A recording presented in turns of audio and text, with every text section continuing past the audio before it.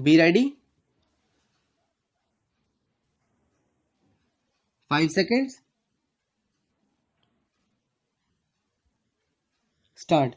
Mr. Chairman, the other day when the House adjourned, I was trying to prove that even qualitatively the progress of the cooperative movement had not been satisfactory. Only primary credit societies have increased in number and size as compared to the other types of societies which actually contribute to the development of agriculture. Even the loan advanced by these primary credit societies is not being utilized for the purpose of development of agriculture, but instead it is being utilized in many cases for paying off the old debts and for their day-to-day expenditure, because many of the peasants are so poor and so indebted that the credit given by these credit societies, which is meant for the development of agriculture, is being utilized for other purposes.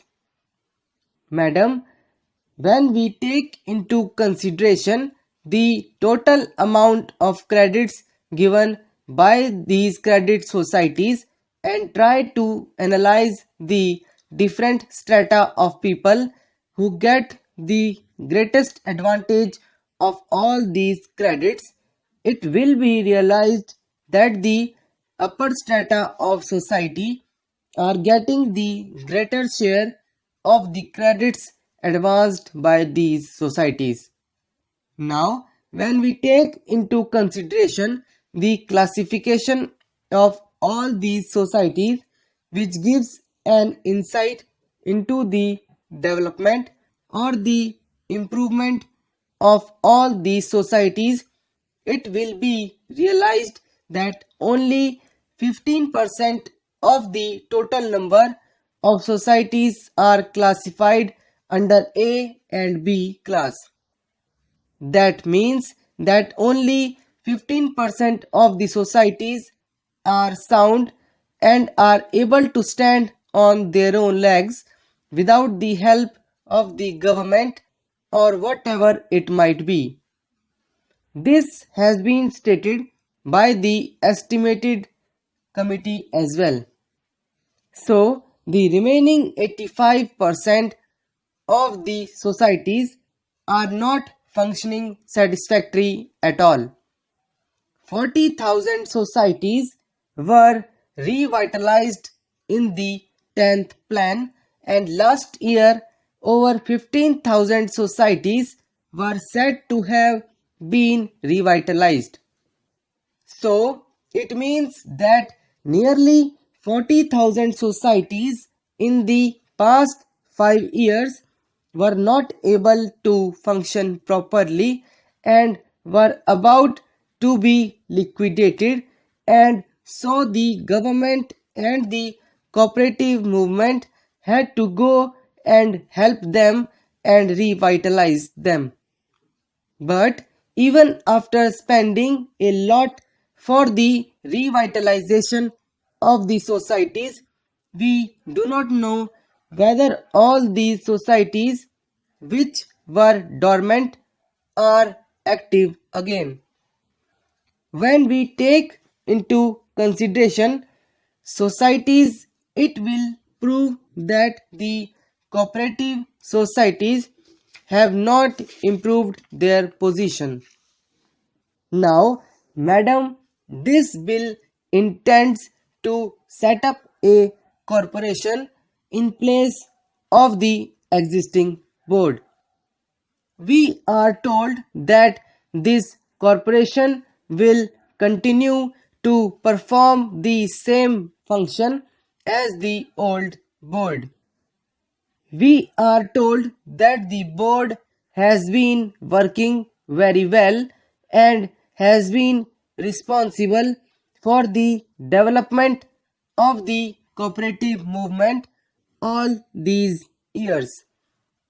If that is so, I cannot understand the necessity for setting up a corporation different from the board.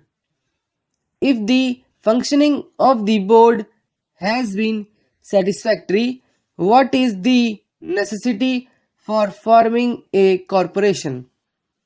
What are the other advantages that we are having in forming a corporation? We could gather from the annual report on the corporation issued by the Ministry of Community Development and the speech of the Deputy Minister that the board has been only an advancing agency for the respective states. Of course, they have set up 3 or 4 committees to go into the question of the various aspects of the cooperative movement. I think this job can be done by the ministry itself. Now, coming to the composition of this corporation and of the executive committee, as it is envisaged in the bill, it is evident that it is practically riddled with government officials. There is only a sprinkling of non-official representation. I can understand the constitution of the board as it is done by the Ministry of Food and Agriculture. We know the views with regard to democratic decentralization of the Minister of Food and Agriculture.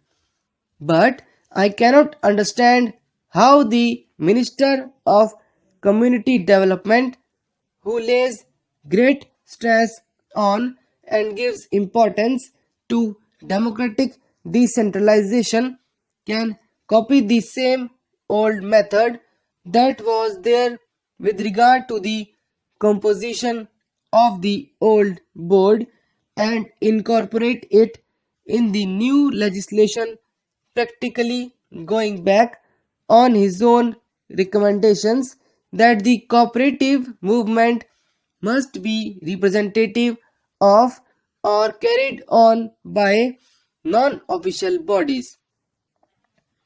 It is relevant at this time to point out that the Prime Minister himself has pointed out that the cooperative movement must be actually carried on by non-official bodies and that official interference must be the least.